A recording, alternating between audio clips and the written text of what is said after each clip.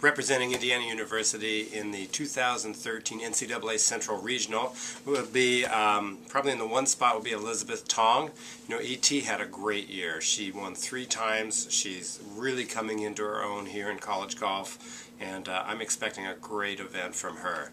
Rosie Davies playing in the 2 spot. Rosie is just kind of one of those electric players. She had a great year. I think she had, 5 or 6 top 20 finishes this year. Very, very solid, and Rosie is just on the cusp of really lighting it up. So we're really excited about, you know, Rosie and her play this spring. Kate Coons is next. Kate, our senior captain, played exceptionally well down the stretch. I mean, she threw in some great rounds. Probably the highlight I would call would be her 69 at Briars Creek in March. Probably one of the best rounds in college golf that we've had here in the program in the last 5 to 6 years. It was amazing. Marissa DeCola, our freshman.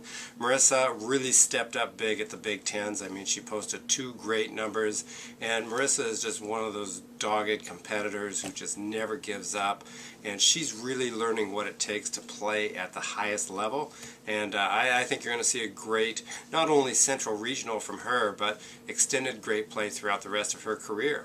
And then rounding up the lineup will be Kristen Schilling. Kristen, a graduate student, transfer from UNLV. Kristen has been rock solid for us, especially when we've needed her. Her last day at Big Tens threw in a really critical 76 for us to move up the leaderboard. And Kristen is just one of those really experienced competitors, you know, having played in the USGA championships, 13 of them. And I'm looking for her to make some noise. You know, anytime that you really, you know, qualify for a postseason event, it's a big milestone for your program. You know, as college golf evolves, getting to regionals, getting to the NCAA postseason is becoming increasingly difficult. The Big Ten qualified 7 teams for this year's postseason tournament out of a total of 72. So it's a big deal for us. We're really excited. The girls have worked very hard, and there's obvious benefits not only from, you know, just the competition standpoint, but, you know, putting the program on the radar of recruits and different things. So, you know, I think it's a big deal for us. It establishes what we hope to be the norm for the future years coming up, and it's good to have younger players like Marissa and Elizabeth, you know, going through that process, knowing exactly what it takes. So, you know, kudos to the girls for their hard work, and we're looking forward to a great event.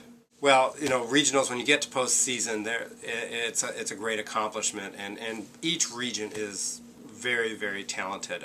The Central region, I think, is probably the strongest of the 3 regions. We pull teams from all over the U.S. It is a very stacked field. You know, for us to advance, we're going to have to play well. We are certainly capable of putting up low numbers, and I'm excited to see how we actually stack up, you know, compared to some of these other teams that we really haven't seen too much. With that being said, you know, you've got Duke headlining the field, ACC champion and one of the top 3 teams in the nation. Host Oklahoma had a great year this year. Washington was #1 at the end of the fall season. Arizona State, traditionally tough. UC Davis, always good in the top 25. Texas Tech had a great year. Michigan State out of our conference. Iowa State good. SMU absolutely a great rebound year. So, you know, you go down the line here, and there are certainly favorites that can move on to the next stage, but I also think that this is a very deep region, and anyone from, Wisconsin, which is the 20th ranked team, all the way up to Duke can be in that final 8 and advance. You know, when you talk about the Jimmy Austin Golf Club, you know, we've never played there, so it's a little challenging to try to, you know, figure out about the course. What we do know is that it's a traditional Oklahoma golf course. It was built by Robert Cup.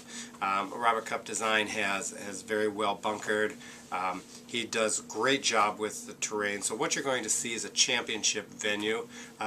Bermuda grass, big rough, greens shaved down, bunkers in play. You know, from what we understand, the premium is going to be getting the ball in play off the tee. You just don't want to get into 2-inch Bermuda rough and try and advance the ball out of that. Aside from that, it's going to be a fairly straightforward golf course. I think it plays very good into our strengths. We've got 3 very long hitters, on our team, which, you know, even if you hit it in the rough, you get it down there quite a ways, you're going to be hitting a wedge or a 9-iron out, where other girls might be hitting a 5 or a 6-iron out.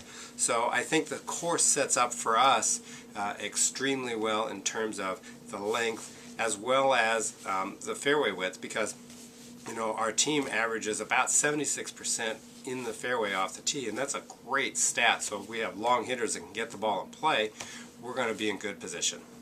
Well, you know, just like anything else, when you're sitting there and you're watching the selection show, you know, we had a sense that we were probably in, but you know, this group, with the exception of Kate and Pamela, had really not experienced that regional call, or in our case, regional webcast. So, you know, it was really fun to watch them list off the names, and we went through the East region and we weren't mentioned, and we got to the Central region and we were going kind of down the list and our name popped up, and there was really huge jubilation. I mean, everyone is really excited because, you know, it's a step in our journey, which we have started in September, in terms of trying to get ourselves into Georgia. That's our ultimate goal, getting to Georgia, competing for the national championship.